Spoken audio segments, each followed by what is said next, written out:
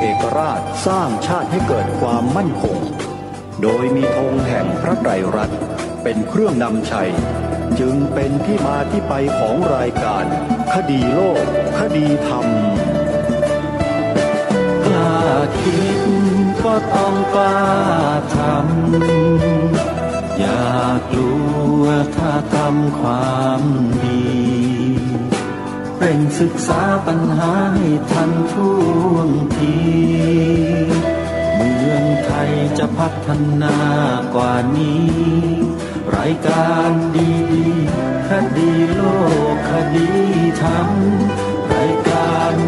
ดีๆคดีโลกคดีธรรม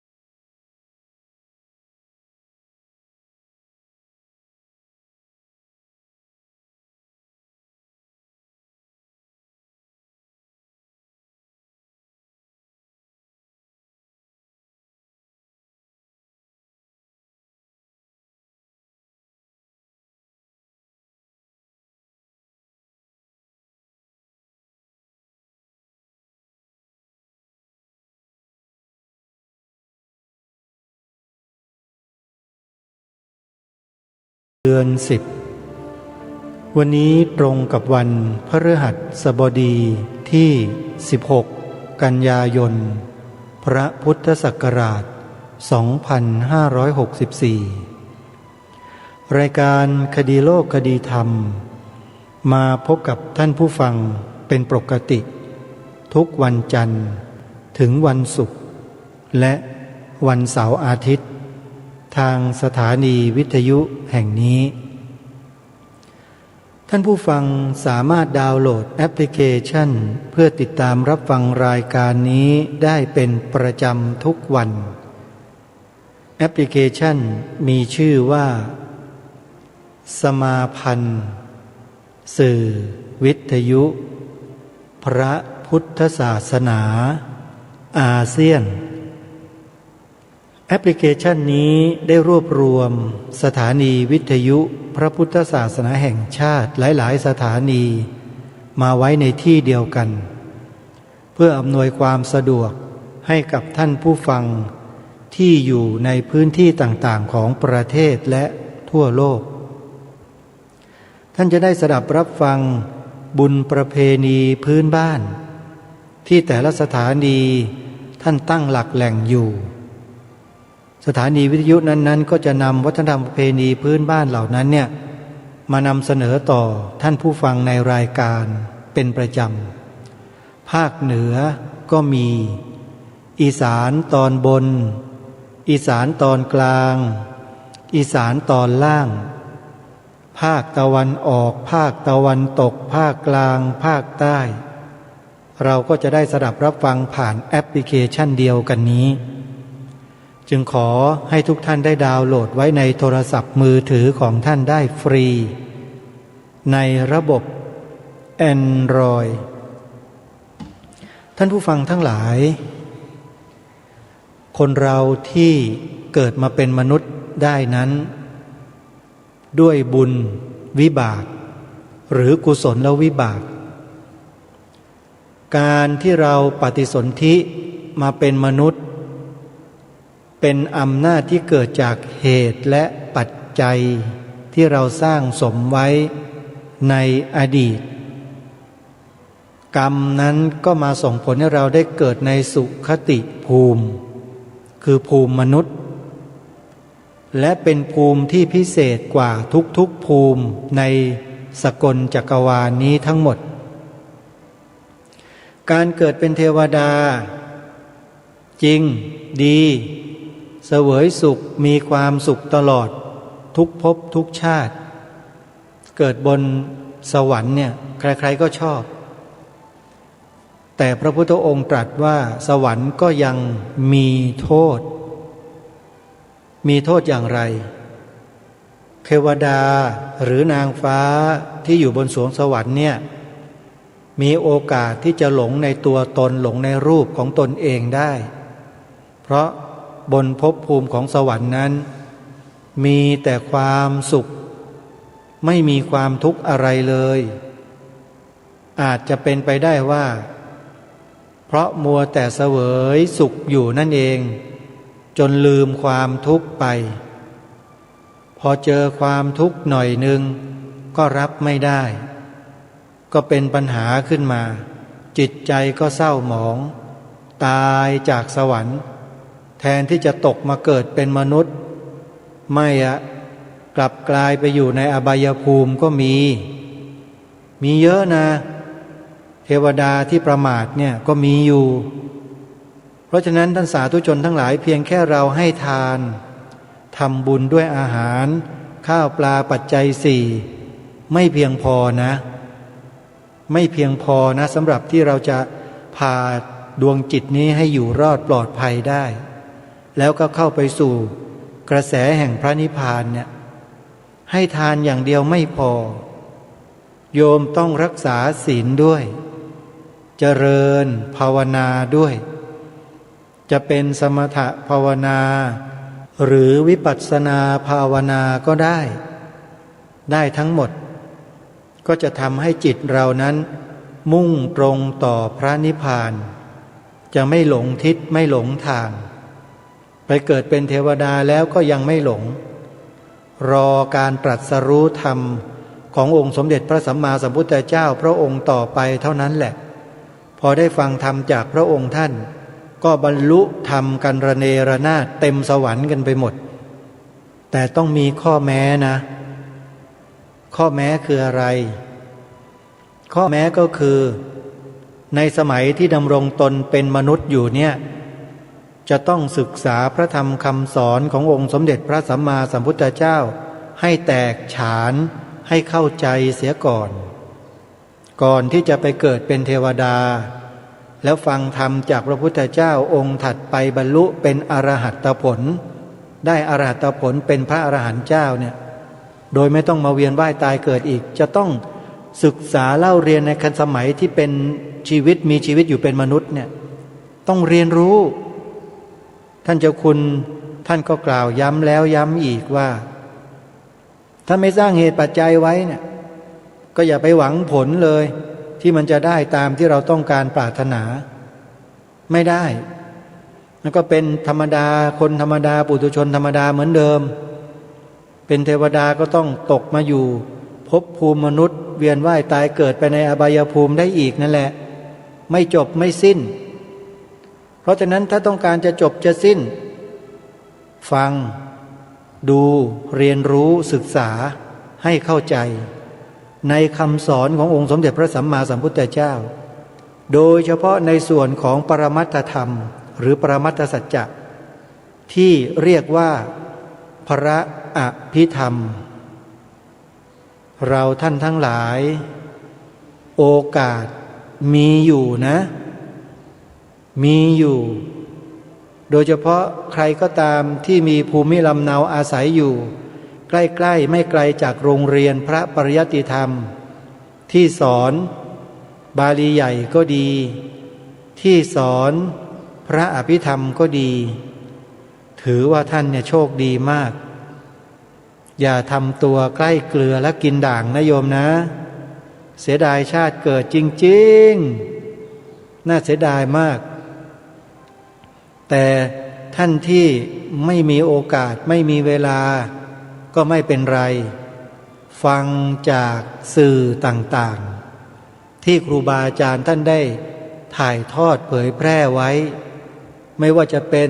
YouTube ไม่ว่าจะเป็น Instagram ไม่ว่าจะเป็น LINE ไม่ว่าจะเป็น Twitter ไม่ว่าจะเป็น Facebook ไม่ว่าจะเป็นอะไรก็แล้วแต่ ที่เป็นธรรมบรรยายของครูบาอาจารย์ที่มีอยู่เนี่ยเปิดฟังเข้าไปเถอะนั่นแหละเขาเรียกว่ากำลังสร้างเหตุสร้างปัจจัยให้กับชีวิตของเราเองใครไม่ฟังก็ช่างเขาปะไรเรารู้แล้วเราก็ฟังขวนขวายฟังเถอะเชื่อสิครูบาอาจารย์ท่านไม่โกหกหรอกโยมนะแล้วเราจะได้อานิสงส์ของการฟังเนี่ยเยอะแยะมากมายหมดเลยฟังไม่รู้เรื่องก็ได้บุญน่ะคิดดูสิแล้วยิ่งคนที่ฟังแล้วรู้เรื่องเข้าใจได้อีกต่างหากด้วยเนี่ยจะเป็นบุญมหากุศลเพียงใดนี่ถึงบอกกับเราท่านทั้งหลายว่าอย่าประมาทเพราะฉะนั้นเพื่อไม่ให้เกิดความประมาทมาฟังธรรมบรรยายของท่านเจ้าคุณพระราชวชิรบัณฑิตกันต่อเลยดีกว่านะโยมนะท่านได้กล่าวตอนที่3แล้วก็เป็นเทปที่3วันนี้เป็นตอนที่2เป็นช่วงสุดท้ายของเทปนี้เดี๋ยวเราไปติดตามรับฟังพร้อมๆกันได้ณบัดนี้คุมอารมณ์ไม่อยู่เพราะฉะนั้นปัจจุบันเนี่ยเราคุมอารมณ์ไม่อยู่เพราะเราแยกรูปแยกนามไม่ออกเมื่อแยกรูปแยกนามไม่ออกพอเห็นแล้วดีใจแล้วหรือเสียใจแล้วพอดีใจเสียใจมันไปแล้วถ้าถึงก็ขั้นก็ดีใจเสียใจล่ะถ้ายังนึกถอยหลังได้อีกนึกถอยหลังมันเสียใจไปซะแล้วไม่เป็นไรนะเสียใจก็ให้รู้เสียใจหนอไอเสียใจเป็นไรโทสะมูลจิตถ้าดีใจดีใจหนอดีใจเป็นอะไรก็โลภะมูลจิตหรือถ้าดีใจด้วยอำนาจของมหากุศลก็ได้มหากุศลโสมนัสก็ได้ก็นึกถึงตามดูจิตที่เสียใจไปคือมันเบรกตอนนี้ไม่ทันมันดีใจไปแล้วหรือเสียใจไปแล้วทำยังไงในเมื่อตาเห็นรูปหูได้ยินเสียงจมูกดมกลิ่นลิ้นลิ้มรสแล้วมันเกิดอาการดีใจไปแล้วเสียใจไปแล้วเนี่ยมันเบรกไม่ทันแล้วจะมาถึงขั้นนี้มันพิจารณาไม่ทันก็ตามดูจิตเลยจิตที่เสียใจก็ให้รู้ว่าเสียใจหนอเสียใจคือโทสะมูลจิตถ้าดีใจดีใจหนอดีใจเป็นโลภะโสมนัสก็ได้เป็นมหากุศลโสมนัสก็ได้ตามดูอย่างนี้คือตามดูใดตามดูจิตเป็นอะไรจิตตานุปัสสนาจิตตานุปัสสนาตามดูจิตยังสามารถยับยั้งตรงนี้ได้อยู่ยังเป็นวิปัสสนาอยู่นะยังสามารถทำได้เพราะฉะนั้นอารมณ์ใดๆก็ตามที่มันเกิดขึ้นเนี่ยเราจะหยุดอยู่แค่ตรงไหนถ้ามีปัญญามากเนี่ยสิ่งที่เห็นเป็นรูปผู้เห็นเป็นนามสิ่งที่ได้ยินเป็นรูปผู้ได้ยินเป็นนามกลิ่นที่รับรู้เป็นรูปผู้รู้กลิ่นเป็นนามรสเป็นรูปผู้รู้รสเป็นนามอารมณ์ที่เข้ามากระทบเย็นร้อนอ่อนแข็งหย่อนตึงเป็นรูปผู้รับรู้เย็นร้อนอ่อนแข็งเป็นนามถ้าทำได้อย่างนี้เป็นวิปัสสนาตลอดอันนี้ก็เรียกว่าฟังไปเจริญวิปัสสนาตามไปมีสิทธิ์ได้บรรลุมรรคผลนิพพานแต่ตอนนี้เรายังไปถึงขั้นนั้นไม่ได้ก็มีถอยมาอีกขั้นหนึ่งถอยมา3ขั้นนะถึงขั้นพิจารณาเรื่องกฎแห่งกรรมถึงขั้นพิจารณาการดูตามดูจิตตามดูรูปตามดูนามธรรมเพราะฉะนั้นตรงนี้เนี่ยเราก็ไม่เสียโอกาสนะเมื่อไม่เสียโอกาสแล้วสวดไปแล้วได้อะไรตรงเนี้ยมันเป็นบาลีล้วนๆเลยแปลก็ไม่เข้าใจแต่เราพิจารณากรรมฐานพิจารณาเรื่องกฎแห่งกรรมเมื่อพิจารณาสิ่งเหล่านี้ได้นะปัญญาเกิดเมื่อปัญญาเกิดอารมณ์ใดๆที่เข้ามากระทบจะไม่สะทกทานโดยประการทั้งปวงเมื่อไม่สะทกทานโดยประการทั้งปวงจิตจะตั้งมั่นไม่หวั่นไหวเมื่อจิตตั้งมั่นไม่หวั่นไหวปัญญาก็เกิดเมื่อปัญญาเกิดเห็นปมปัญหาทันทีเมื่อเห็นปมปัญหาแก้ปัญหาได้ทันทีอันนี้คือสิ่งที่จะได้ประโยชน์จากตัวเราเพราะฉะนั้นในส่วนตรงนี้จะเป็นสัทธายตนังรูปายตนังคันธายตนังรสายตนังโผฏฐัพพายตนังนะทั้งหมดเนี่ยจะเป็นรูปารมณ์สัทธารมณ์คันธารมณ์รสารมณ์โผฏฐัพพารมณ์ธรรมารมณ์เราก็รู้แล้วอารมณ์ที่เข้ามากระทบเราจะเบรกมันยังไงควบคุมอารมณ์อย่างไรนะ3ขั้น1ก็พิจารณาเรื่องอะไรเรื่องวิปัสสนาถ้าเป็นไปได้ถ้าไม่ได้ก็พิจารณาเรื่องกฎแห่งกรรมหรือถ้ากฎแห่งกรรมยังทำไม่ทันก็ตามดูจิตที่มันเศร้าไปแล้วหรือจิตที่มันดีใจไปแล้วตามดูจิตที่เศร้าก็ให้รู้ว่าเศร้าจิตที่ดีใจก็ให้รู้ว่าดีใจตามดูจิตอย่างนี้เป็นจิตตานุปัสสนาก็ยังทำได้อีกอันนี้คือประโยชน์จากการที่เราเรียนรู้และเราก็จะได้ควบคุมอารมณ์ของเราได้เพราะฉะนั้นเราสวดไปแปลไม่ได้ไม่เข้าใจความหมายได้อะไรได้บุญได้กุศลและบุญกุศลเอาไปทำอะไรมันก็ยังไม่ได้อะไรแต่ถ้าเอามาใช้เป็นในลักษณะอย่างนี้ได้แน่นอนได้ปัญญาที่เกิดขึ้นจากการพิจารณาเพราะฉะนั้นในส่วนของอารัมมณปัจจัยก็ท่านอุปมาอารัมมณปัจจัยพอดีรูปภาพของปัจจัย24มีภาพประกอบทั้งหมดยังไม่ได้ปริ้นมาวันนี้ก็ไปที่โรงเรียนไทยไต้หวันที่บางพลีตอนเช้าไม่ว่างก็เลยไม่ได้ปริ้นออกมาภาพเหตุปัจจโยอารัมมณโยปัจจัย24เนี่ยมีภาพประกอบให้ทั้งหมดก็จะได้เห็นภาพประกอบด้วยอยากชมภาพประกอบก็มาให้ครบทุกวันกันแล้วกัน นะอ่อยเหยื่อไว้ก่อนนะวันนี้มาก็ยังไม่เอาภาพมาโชว์นะทุกวันสุดท้าย อยากโชว์เห็นภาพของลึกๆมีภาพประกอบไหมมีนะยังไม่เอามานะอยากเห็นก็มาให้ทุกวันให้ครบ เพราะฉะนั้นในส่วนตรงนี้ก็จะเห็นสวดแล้วอารามณปัจจัยนะหนึ่งเอามาใช้กับชีวิตจริงๆได้ตรงนี้แต่ถ้าจะเอาประเด็นที่ลึกละเอียดเนี่ยมีอีกมากมายนะประเด็นต่างๆนะแต่ว่าประเด็นเหล่านั้นทั้งหมดเนี่ยถ้าเราเอามามากเกินไปสวดไม่จบแน่นะเอามาพอเป็นประมาณนะพอเป็นประมาณเพราะฉะนั้นวันนี้ก็จะให้สวดสาธยายต่อสวดสาธยายต่อหนังสือที่แจกไปหน้า215อธิปติปัจจัยนะอธิปติปัจจัยเลยนะเปิดหนังสือสวดต่อสักหน่อยหนึ่ง สวดไม่ต้องเร็วเวลาสวดช้าๆนะสวดเร็วอาตมาจะสวดคนเดียวก็แล้วกันนะสวดช้าๆนะโยมสวดไปช้าๆให้ใจน้อมไปนะหน้า225ตั้งแต่อธิปติปัจจโยนะโมตัสสะภะคะวะโตอะระหะโตสัมมาสัมพุทธัสสะนะโมตัสสะภะคะวะโตอะระหะโตสัมมาสัมพุทธัสสะนะโมตัสสะภะคะวะโตอะระหะโตสัมมาสัมพุทธัสสะเดี๋ยวอาตมาก็จะใช้สปีดช้าๆตามทำนองของนะโมนะ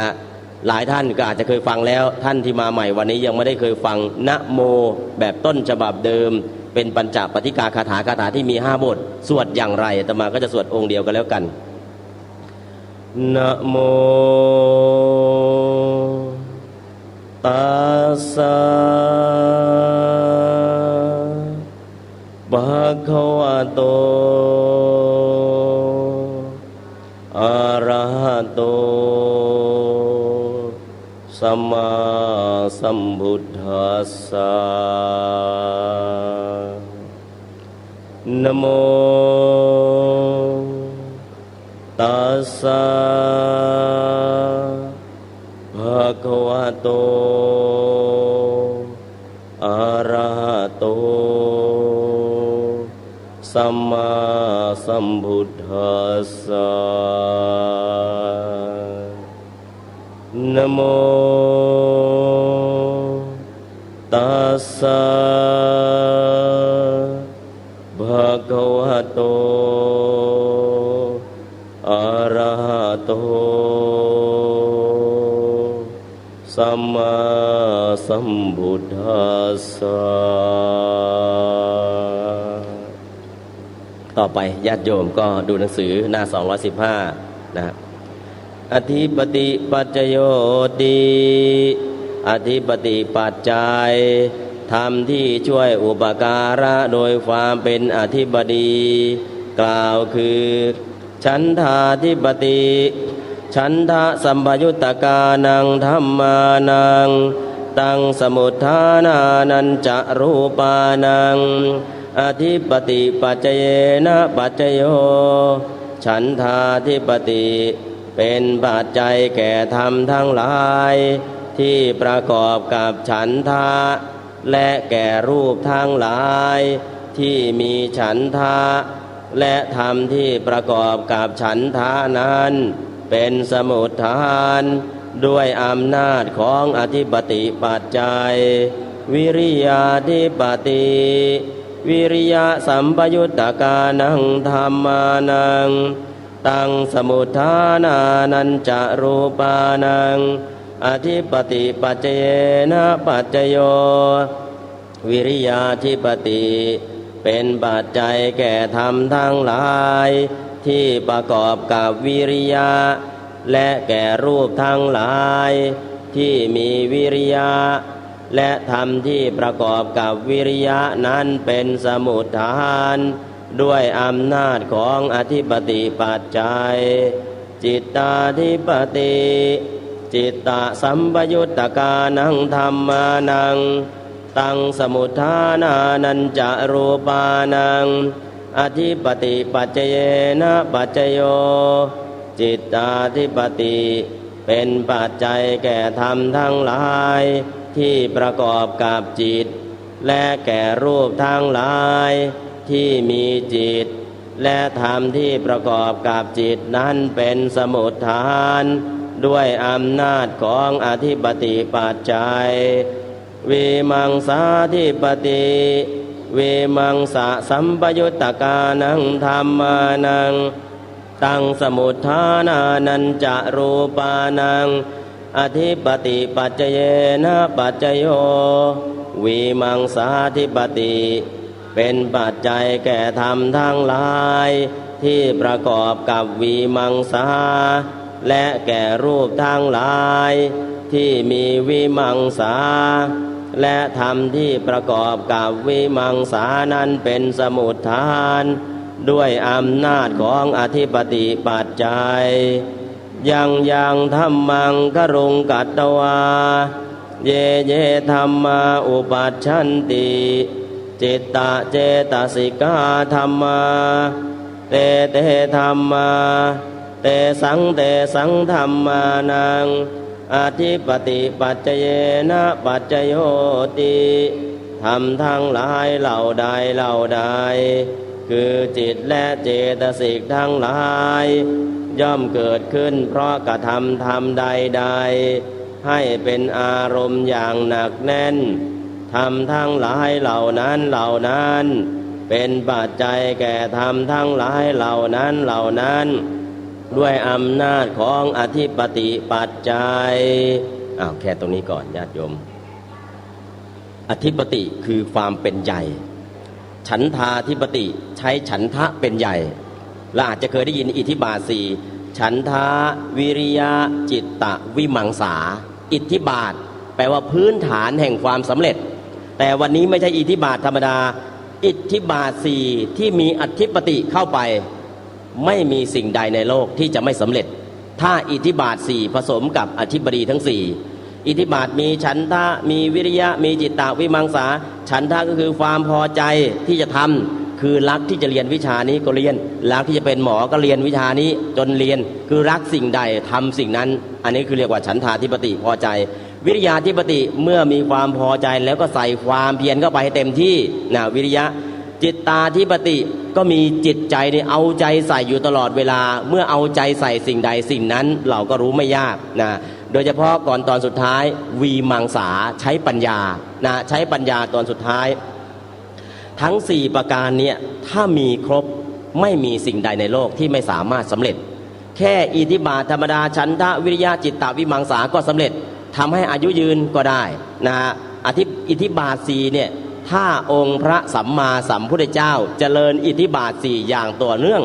ทำให้พระองค์มีพระชนอยู่ได้ตลอดกาลคำว่าตลอดกาลในนั้นคืออายุกาลในยุคนั้นมนุษย์มีอายุ120 ปีพระองค์ไม่ต้องปรินิพพานแค่80 พรรษา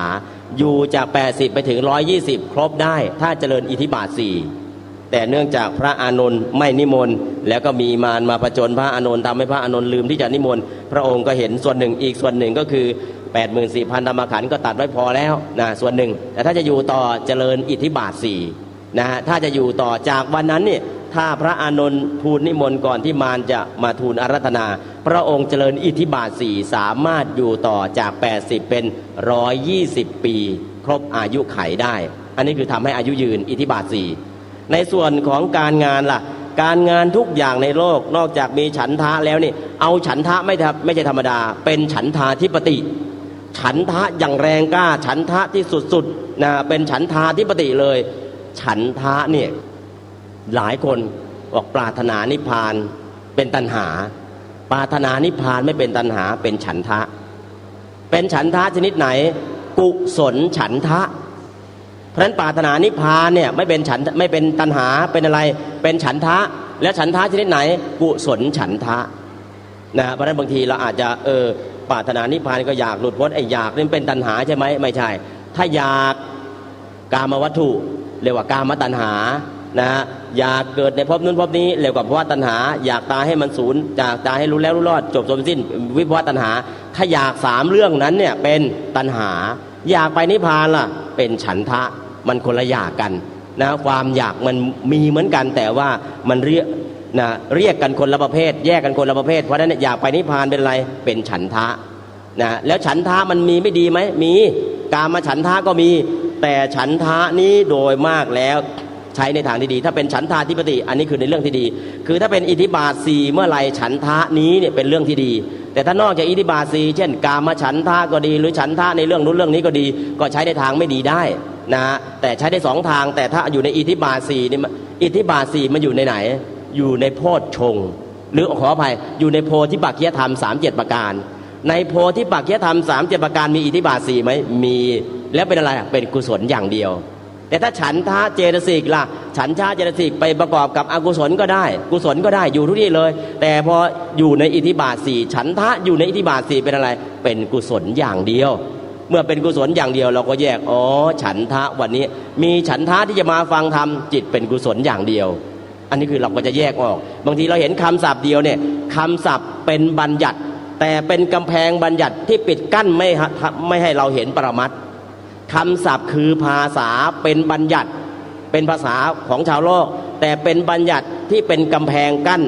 ทำให้เราไม่สามารถมองผ่านบัญญัติทะลุเข้าไปเห็นปรมัตถ์ได้อันนี้คือคำศัพท์บัญญัติเพราะฉะนั้นจะมีการศึกษาคำศัพท์ฉันทาธิปติเป็นบัญญัติแต่ตัวสภาวะมันเป็นปรมัตถ์เราก็จะเข้าใจแล้วก็ฉันทะถ้าอยู่ในอิทธิบาท4เป็นอะไรเป็นกุศลอย่างเดียวถ้าฉันทะอยู่ที่อื่นล่ะกุศลก็ได้อกุศลก็ได้อันนี้คือที่เราจะเข้าใจแล้วถ้าฉันทะในอิทธิบาท4ล่ะทำไมจึงบอกว่าทำให้มีอายุยืนเพราะกุศลแปลว่าไม่มีโรคและฉันทะก็ดีวิริยะก็ดีจิตตาก็ดีวิมังสาก็ดีที่อยู่ในอิทธิบาท4เป็นกุศลอย่างเดียวเมื่อเป็นกุศลอย่างเดียวก็แปลว่าไม่มีโรคโดยประการทั้งปวงก็ทำให้มีอายุยืนนอกจากทำให้เราประสบความสำเร็จแล้วยังทำให้มีอายุยืนด้วยอิทธิบาท4อิทธิแปลว่าสำเร็จปาทะแปลว่าเท้า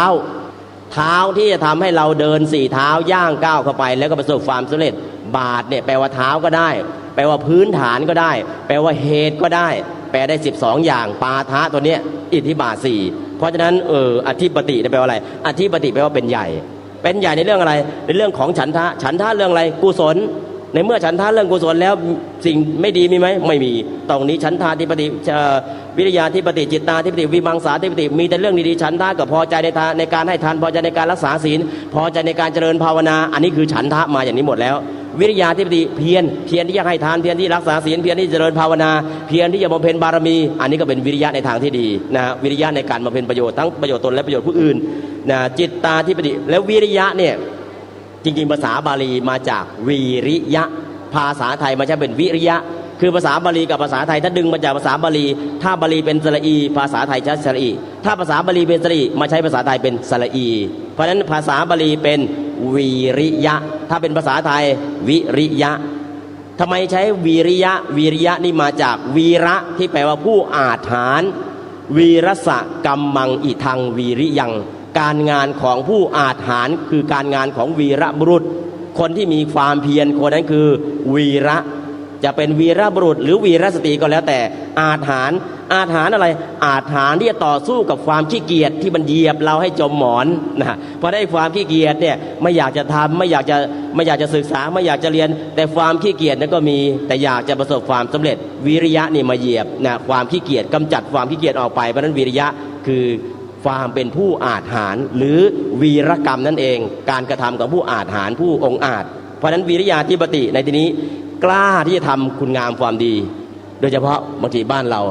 เอาโยมขยับมาข้างหน้าไม่หรอกไม่กล้าข้างหน้าข้างหลังนู้นนะถอยไปข้างหลังทำไมล่ะเวลาจะทำคุณงามความดีเนี่ยชักอายชักเขินนะแต่เวลาเข้าผับเข้าบาร์เนี่ยซานดิเอโก้ผับแย่งกันเข้าจนแย่งกันออกไม่ไหวนะฮะผับไม่ต้องตายกันแต่ถ้าเข้าวัดแย่งกันเข้าสิแสดงว่าวิริ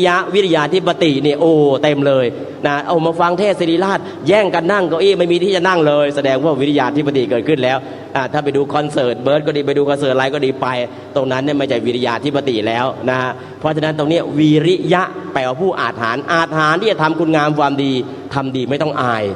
นะทำดีไม่ต้องอายโดยเฉพาะบางทีถ้าไปวัดนะให้นั่งแถวหน้าไม่นั่งแถวหน้าไม่มีใครอยากนั่งแถวข้างหลังถ้านั่งไกลเกินถ้านั่งไกลขนาดนั้นจะเป็นอุบาสกบาสิกาไม่เป็นนั่งไกลเกิน12 ศอกถ้านั่งใกล้ล่ะ ใกล้เกินคือนั่งใกล้เกิน2 ศอกก็ถือว่าผิดการนั่งนะ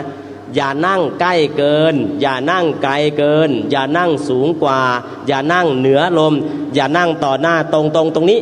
แล้วก็อย่านั่งข้างหลังโทษของการนั่งมี6อย่างนั่งใกล้เกินก็คือใกล้เกินใกล้เกิน2 ศอกถือว่านั่งใกล้เกินมีโทษทั้งผู้นั่งและมีโทษทั้งพระนะโทษของผู้นั่งถ้านั่งไกลเกินล่ะไกลเกิน12 ศอกทำไมไกลเกิน12 ศอกเวลาจะพูดต้องตะโกนโยมนะต้องตะโกนพอตะโกนปุ๊บพระก็เป็นอาบัติเพราะฉะนั้นแต่ตอนนี้วันนี้ไม่เป็นไรใช้ไมค์อาตมาใช้ไมค์เกิน12 ศอกก็ไม่เป็นไรเสียงของไมค์ถึงไหนก็เอาประมาณนั้นแหละนะนั่งไกลเกินนั่งสูงกว่าถือว่าไม่เคารพชัดเจนนั่งเหนือลมกลิ่นตัวของเรามาเบียดเบียนท่านนั่งข้างหลังเวลาจะพูดด้วยต้องหันไปทำให้ไม่สะดวกนั่งต่อหน้าตรงๆเวลาจะพูดด้วยต้องจ้องหน้ากันอันนั้นคือโทษของการนั่ง6 อย่างเพราะฉะนั้นเนี่ยเวลาทำคุณงามความดีเนี่ยเรียกว่าอย่านั่งไกลเกินอย่านั่งใกล้เกินนั่งพอดีนะโดยเฉพาะในวัดต่างๆเวลาเชิญญาติโยมมานั่งแถวหน้าไม่มีใครนั่งข้างหลังขยับไปจนถึงบันไดหัวบันไดก็ยังยอมนั่งแต่ข้างหน้าเนี่ยว่างไม่มีใครนั่งทำไมล่ะไม่กล้านะไม่กล้าเพราะขาดอะไรขาดวิริยาธิปติวิริยะคือความเป็นผู้อาจหาญในการทำคุณงามความดีเพราะฉะนั้นเวลาทำคุณงามความดีอย่าอายอย่าเขินอย่ากลัวถ้าทำความดีต้องกล้าเป็นวิริยาธิปตินะถ้ากล้าก็กลัวนะเวลาทำความชั่วเนี่ยกล้าตลอดเวลาทำความดีเนี่ยเขินไม่กล้าคือวิริยาธิปติไม่เกิดขึ้นเพราะฉะนั้นเนี่ยวิริยาธิปติ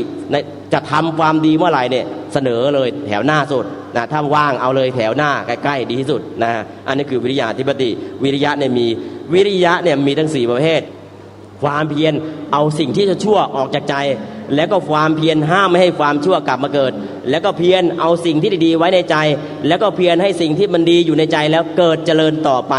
โดยอย่างไม่ลดละก็เป็นวิริยาธิปตินะนี่คือความเพียรที่เป็นวิริยะนะส่วนจิตตาธิปติเนี่ยจิตถ้าจิตของเราเนี่ยจิตวิจิตก็เพราะอำนาจวิจิตอำนาจวิจิตก็เพราะสัญญาวิจิตสัญญาวิจิตก็เพราะตัณหาวิจิตตัณหาวิจิตก็เพราะจิตวิจิตทุกสิ่งทุกอย่างที่มันวิจิตรพิสดารมาจากไหนมาจากจิตถ้าจิตของเราเนี่ยเรียกว่ามีจิตมีใจมีจิตมีใจเนี่ยจิตใจตัวไหนนะที่ทำให้มีสิ่งเหล่านี้ขึ้นมานะครับบางทีจิตตาธิปติเนี่ยจิตตัวไหนที่จะเป็นทำสิ่งนี้ให้เกิดขึ้นนะ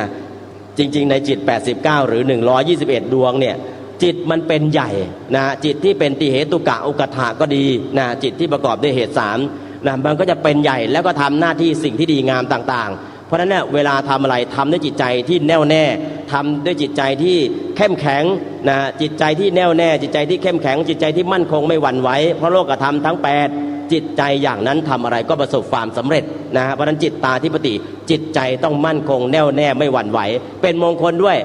พุทธะโลกธรรมเมหิจิตตังยัสสะนกัมปติจิตของผู้ใดถ้าถูกโลกธรรมกระทบแล้วไม่หวั่นไหวเป็นมงคลไหมเป็นมงคลนะจิตตาธิปติเนี่ยเมื่อจิตเป็นใหญ่แล้วเนี่ยลงมือจะทำอะไรแล้วนะมีอะไรก็ตามเรียกว่าเสียงนกเสียงกาไม่สนใจแล้วในเมื่อจิตที่จะทำคุณงามความดีแล้วเนี่ยมันเมื่อเป็นของดีแล้วจิตใจก็มั่นคงไม่หวั่นไหวแต่ปัจจุบันบางทีกำลังจะทำคุณงามความดีใครมาโวยวายนิดเดียวไม่เอาแล้วหมดอะไรไม่อยากทำแล้วหมดกำลังใจทำไมต้องหมดกำลังใจจิตตาธิปติมันไม่เกิดเพราะฉะนั้นต้องสร้างกำลังใจที่มันเข้มแข็งไม่หวั่นไหวเพราะโลกธรรมทั้ง8นะจิตตาธิปติเนี่ยจะทำงานอะไรก็ประสบความสำเร็จตอนสุดท้ายจิตใจก็มั่นคงแล้วเสริมไปด้วยปัญญาที่เข้มแข็งวีมังสาธิปติวีมังสาปัญญาในการทดสอบทดลองวิจัยวิจารณ์ค้นคว้าวีมังสาตัวนี้ถ้าเป็นทางโลกคือปัญญาของนักวิทยาศาสตร์ปัญญาที่การทำวิจัยต่างๆวิจัยเรื่องนี้เอาเก็บข้อมูลมาแล้วก็ทำวิจัยปัญญาแบบนี้เรียกว่าวีมังสานักวิทยาศาสตร์ก็คือพวกที่มีปัญญาแบบวีมังสาทำการทดสอบทดลองวิจัยวิจารณ์ค้นคว้าจนเป็นผลออกมาตอนนี้เช่นเดียวกันวีมังสาเนี่ยนอกจากเป็นปัญญาในทางโลกแล้วปัญญาในทางศาสนา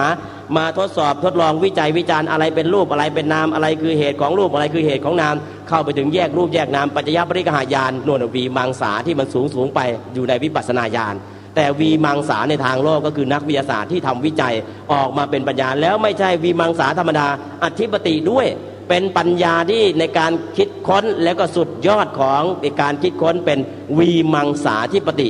เ เป็นอธิบดีในการคิดค้นนะคือมีปัญญาน้ำจะท่วมใช่ไหมน้ำจะท่วมทำไม่ให้มันท่วมได้ไหมเพราะมันมี1กรรม2ความเพียร3ปัญญานะถ้าคนรอแต่กรรมเนี่ยน้ำจะท่วมก็ปล่อยให้มันท่วมไปเรื่องกฎแห่งกรรมเชื่อกรรมอย่างเดียวก็น้ำท่วมก็ปล่อยให้มันท่วมตามกรรมไอ้คนที่มีความเพียรต้องรีบขนกระสอบทรายไอ้คนที่มีปัญญากระสอบทรายอย่างเดียวไม่ได้นะต้องผันน้ำด้วยต้องมีแก้มลิงด้วยต้องมีนู้นต้องมีด้วยต้องมี3อย่างนะ1ต้องเชื่อกรรม2ต้องเชื่อความเพียร3ต้องเชื่อปัญญา3ก้อนเศร้ามาผสมกันรอดพ้นน้ำท่วมถ้า3ก้อนเศร้าเอาอย่างใดอย่างหนึ่งหนีไม่พ้นเพราะฉะนั้นต้องมีกรรมทำอย่างไรไม่ให้น้ำท่วมศีลข้อที่2อทินนาทานรักษาศีลข้อที่2เอาไว้ให้ดีนะเรียกว่ากลโกงทุกชนิดคอร์รัปชันทุกประเภทรักษาได้รับประกันกรรมตัวนี้ไม่ส่งผลศีลเรื่องของศีลเรื่องของความเพียรเรื่องของความเพียรคืออัปมาทคารวตาไม่ประมาทแล้วอัปมาทคารวตาให้ความสำคัญกับความไม่ประมาทคือเตรียมป้องกันไว้ก่อนเตรียมป้องกันไว้ก่อนนะแล้วก็ปัญญาในการคิดค้นถ้าน้ำมากขนาดนี้จะผันยังไงจะแก้ยังไงนะจะกักยังไงใช้ปัญญาทั้งกรรมรักษาศีลข้อที่2ไว้ดีแล้วก็วิริยะคือความเพียรหลายอย่างความเพียรแบบชาวบ้านทั้งกระสอบทรายทั้งสารพัดแล้วความเพียรแบบพระไปช่วยเสริมอาจจะสวดมนต์ให้อาจจะชวนญาติโยมสวดมนต์สาธยายแล้วก็ชวนสมาทานศีลอันนี้คือความเพียรหรือทำพิธีอะไรก็แล้วแต่อยู่ในลักษณะของความเพียรตอนสุดท้ายปัญญาน้ำมาอย่างนี้จะแก้ยังไงน้ำเนี่ยมันมาอย่างนุ่มนวลแต่มันมีพลังน้ำเนี่ยมาอย่างนุ่มนวลนะมาอย่างเงียบๆแต่มันมีพลังแรงมากเพราะฉะนั้นเนี่ยถ้าใครมีจิตใจนุ่มนวลคนนั้นจะมีพลังใจสูงจิตใจที่สงบนิ่งนุ่มนวลคนนั้นจะมีพลังจิตที่สูงมากแต่ที่กระโตกโคกหักเรียกว่าภาษาชาวบ้านเนี่ยก็คือเรียกดูข้างนอกแล้วรู้สึกว่ารุนแรงแต่จริงเนี่ยไม่แรงหรอกน้ำนิ่งไหลลึกไหลแรงแต่น้ำที่พัดข้างบนแรงๆเนี่ยน้ำมันตื้นนะเพราะฉะนั้นคนที่มาแบบนุ่มนวลเนี่ยที่มาลึกมาแรงน้ำที่มันท่วมเนี่ยมันค่อยซึมมาทีละนี้ตอนสุดท้ายอะไรก็กันไม่อยู่เพราะจิตใจของเราก็เช่นเดียวกันเมื่อดูน้ำมันมานิ่งๆแต่มันรู้สึกว่าอะไรกันไม่อยู่จิตใจของคนเราก็เช่นเดียวกันถ้าจิตใจเรานุ่มนวลจิตใจของเราเข้มแข็งแล้วก็มีพลังเหมือนกับน้ำนะที่จะสามารถพัดเอาสิ่งไม่ดีออกไปได้นะเพราะฉะนั้นในส่วนตรงนี้เนี่ยเราก็ดูนะดูอะไรดูวีมังสาธิปติวีมังสาธิปติปัญญาในการทดสอบทดลองวิจัยวิจารณ์และไม่ใช่ปัญญาธรรมดาปัญญาที่สุดยอดของปัญญาคิดค้นทุกสิ่งทุกอย่างแล้วอธิปติคืออธิบดีมันเรียกว่ามีอธิบดีในปัญญานะปัญญาไม่ใช่ปัญญาขั้นธรรมดาสุตตมยปัญญาจินตามยปัญญาภาวนามยปัญญาสุตตมยปัญญาหาข้อมูลทั้งหมดจินตามยปัญญาคิดค้นข้อมูลทั้งหมดนะภาวนามยปัญญาลงมือทุกอย่างนะฮะทุกอย่างรวบรวมจนเป็นวีมังสาธิปติถ้ามีทุกอย่าง4ที่อย่างนี้ครบ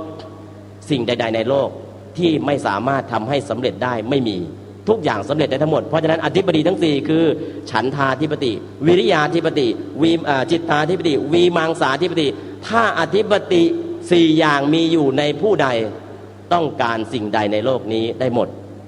ทำได้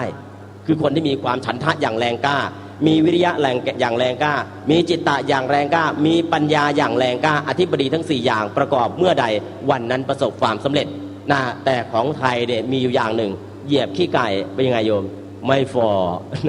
เหยียบขี้ไก่ไม่ฟอก็ดีไอ้ไฟไม่ฟางก็ดี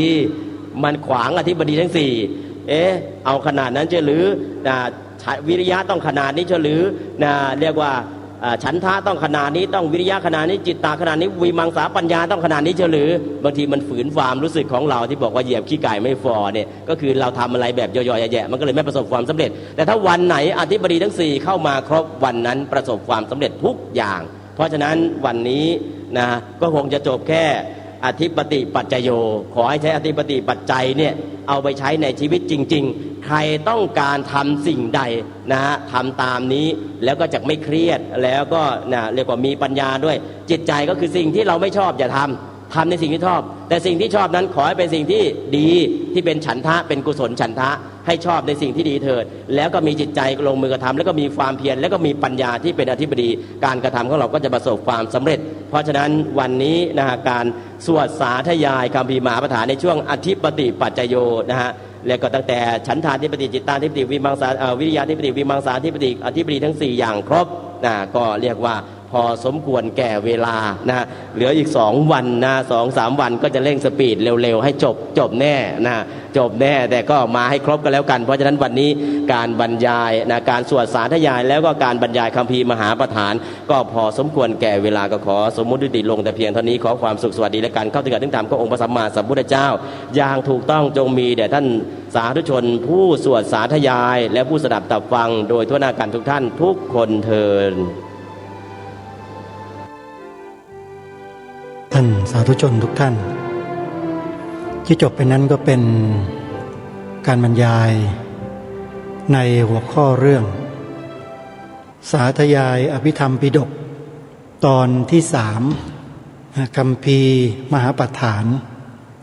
ซึ่งองค์แสดงคือท่านเจ้าคุณพระราชวชิรบัณฑิตนั้นถือว่าท่านเป็นผู้รู้ผู้มีความเชี่ยวชาญชำนาญในด้านอักษรภาษาบาลีเป็นอย่างยิ่งรูปหนึ่งของเมืองไทยของเราก็ว่าได้เพราะว่าท่านไปจบบาลีมาจากประเทศเมียนมาจบชั้นธรรมาจาริยะคือเป็นชั้นอาจารย์ท่านย่อมมีความเชี่ยวชาญชำนาญในด้านของการทำตัวการผสมอักษรเป็นคำเป็นประโยคแล้วก็ตีความในบทต่างๆนั้นได้เป็นอย่างดีวันนี้เราถือว่าเรานั้นมีความโชคดีที่เราได้มีโอกาสได้ฟังเรื่องคัมภีร์พระอภิธรรมโดยเฉพาะคัมภีร์สูงสุดซึ่งมีอยู่ในปริเฉดที่8เป็นตำรับตำราเรียนของนักเรียนพระอภิธรรมในปัจจุบันปริเฉดที่8นั่นก็คือเรื่องปัจจยสังคหะปัจจยสังคหะก็คือเรื่องของปัจจัยทั้งหลายทั้งปวงซึ่งเกี่ยวเนื่องกับปฏิจจสมุปบาทเพราะว่าอิงอาศัยกันแล้วก็เกิดขึ้นคือเรื่องเหล่านี้ถ้าหากว่าพูดคุยกันในลักษณะดังกล่าวนี้ผู้ฟังส่วนมากก็จะไม่เข้าใจเลยเพราะอภิธรรมนั้นเป็นส่วนของปรมัตถสัจจะล้วนๆซึ่งไม่เกี่ยวข้องกับรูปนามที่เป็นสมมุติไม่เกี่ยวข้องกับตัวบัญญัติแต่เป็นตัวเนื้อแท้ของธรรมะถ้าจะว่าไปก็คือเนื้อหาวิชาการล้วนๆซึ่งผู้เรียนนั้นสามารถเรียนรู้แล้วนำไปศึกษาดูตัวเองให้เกิดความกระจ่างแจ้งเกิดความเข้าใจในระดับสุตตมยปัญญาและจินตามยปัญญาได้ส่วนจะเรียนเพื่อให้บรรลุภาวนามยปัญญานั้นคงเป็นไปไม่ได้นอกจากว่าเราต้องนำมาคบคิดพิจารณามาภาวนาปฏิบัติกำหนดรู้ดูอาการรูปนามให้เกิดเป็นปัญญาญาณให้มีปัญญาญาณเกิดขึ้นนั่นแหละจึงจะชื่อว่าบรรลุทำความเข้าใจในขั้นภาวนามยปัญญาได้แต่ยุคนี้ยากอย่างที่ท่านเจ้าคุณพระราชวชิรบัณฑิตว่านั่นแหละมันเป็นยุคของพวกเรานี่คือกึ่งพุทธกาลมาแล้วผู้สำเร็จเป็นพระอรหันต์นั้นไม่มีพูดกันตรงๆเลยว่าไม่มีอย่างที่เขาว่ากันว่าองค์นั้นเป็นพระอรหันต์องค์นั้นเป็นนั่นเป็นนี่อาตมาภาพไม่รู้เหมือนกันไม่แน่ใจเหมือนกันแต่พระพุทธเจ้านะตรัสไว้อาตมาภาพก็เชื่อพระพุทธเจ้าไม่ได้เชื่อคนอื่นแล้วไม่ได้ตรัสไว้เฉยๆพระพุทธองค์ก็ยังทรงให้เรานั้นพิสูจน์ได้ด้วยพิสูจน์ว่าเป็นจริงตามที่พระพุทธองค์ตรัสไว้หรือไม่โดยใช้ตัวเรานี่แหละตัวเรานี่แหละเรียนพระอภิธรรมระดับสูงๆอย่างนี้ดูสิบรรลุไหมพ้นทุกข์ไหมยังมีความทุกข์อยู่ไหมใครด่าใครว่าใครมองหน้ายังหมั่นไส้ยังโมโหโกรธาเขาอยู่ไหมอันนี้ตัดสินด้วยตัวเองได้เลยว่าเรายังไม่ได้อะไรเลยเหมือนอย่างท่านเจ้าคุณท่านพูดนั่นแหละแต่ถามว่ามีประโยชน์อะไร กับการเรียนการฝึกฝนการท่องบทพระอภิธรรมเนี่ยได้เป็นมหากุศลแน่นอนอย่างน้อยถ้าใครฝึกฝนเรียนรู้เป็นอาจินเนี่ยก็จะเป็นอาจินนกรรมคือกรรมที่กระทำบ่อยๆแล้วก็จะติดในสัญญาเวลาเวียนว่ายตายเกิดธรรมสัญญาที่เราศึกษาเรียนรู้นี้ก็จะติดตามเราไปด้วยคอยปกป้องคุ้มครองเราไปด้วยเพราะเราฝึกฝนอบรมพิจารณาอยู่เนืองๆอยู่เสมอนะเรียนแล้วต้องนำไปปฏิบัติพิจารณาด้วยนะไม่ใช่เรียนแล้วก็เอาไปอวดไปโอ้กันไม่ใช่อันนี้ต้องขอฝากกับท่านผู้ฟังไว้เอาละม้วนที่3ของธรรมบรรยายเรื่องดังกล่าวนี้ก็จบลงแล้ววันพรุ่งนี้และวันต่อๆไปก็จะเป็นม้วนที่4หรือตอนที่4แล้วพรุ่งนี้เดี๋ยวมาติดตามรับฟังพร้อมๆกันวันนี้เวลาของรายการหมดลงแล้วอาตมาภาพต้องขอสมมุติยุติรายการไว้แต่เพียงเท่านี้พบกันใหม่ในวันต่อไปขอความสุขสวัสดีในธรรมขององค์สมเด็จพระบรมศาสดาสัมมาสัมพุทธเจ้าจงปรากฏเกิดมีขึ้นในจิตใจของท่านผู้